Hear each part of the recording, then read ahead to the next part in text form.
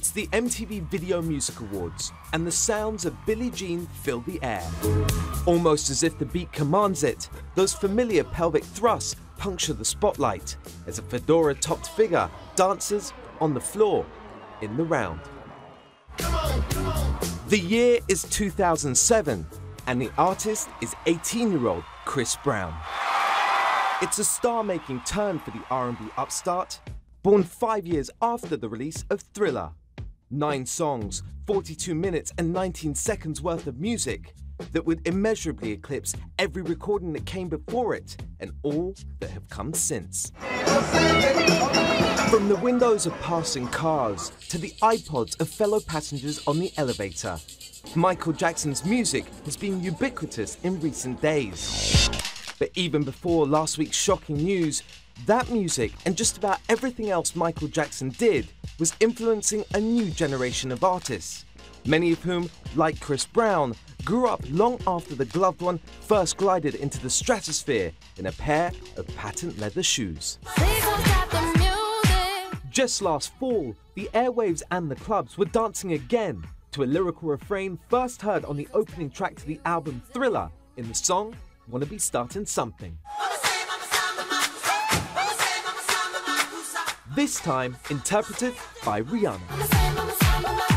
At Sunday's BET Awards, Beyoncé cited Michael Jackson as a major influence. I have to thank Michael for being my teacher, my hero. A sentiment echoed in the words of soul-fueled singer-songwriter Ne-Yo. Off the Wall is the album that I learned how to sing on. So sure enough, Michael Jackson is half the reason that I even sing.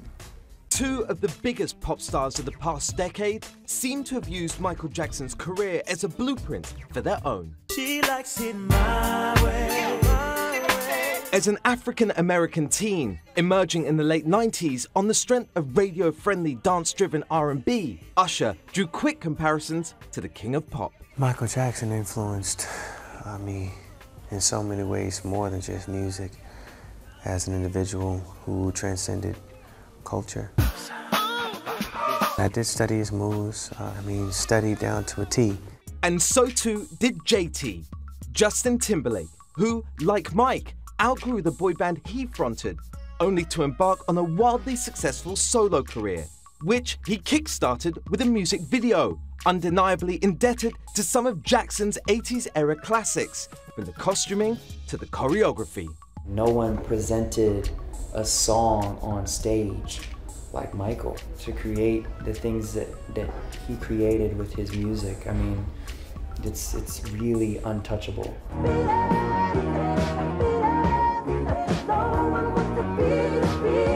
Michael Jackson released the biggest selling album of all time in 1982, just a year and a half after the launch of MTV. And he took full advantage of the new medium, elevating the music video from promotional tool to art form.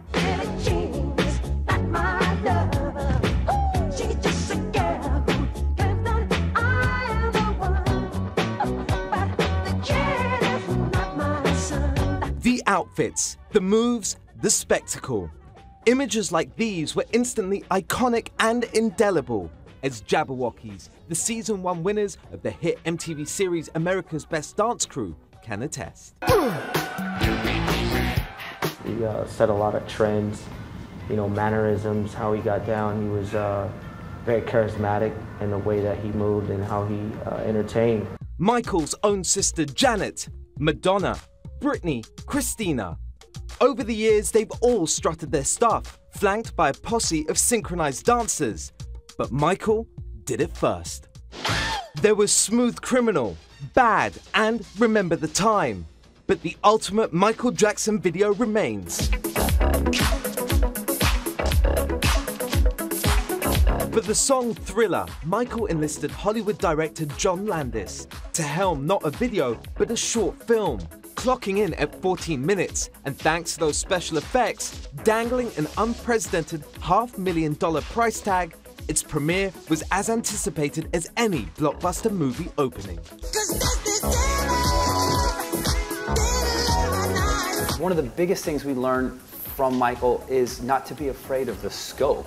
really, he thought larger than anybody else, I think, before him. That's the crazy thing. Like, you know, artists drop videos all the time. When Michael Jackson dropped a video, it was an event. Events that seemingly everyone tuned into, including kids who would eventually grow up to form their own rock bands. Bands like Fall Out Boy, who covered Beat It just last year.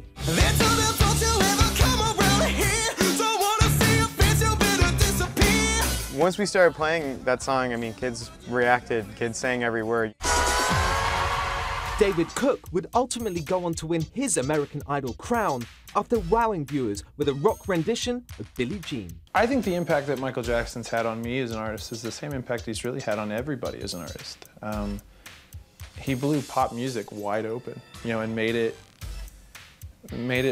bigger than just music. It's no surprise that Michael's reach extends to hip-hop as well.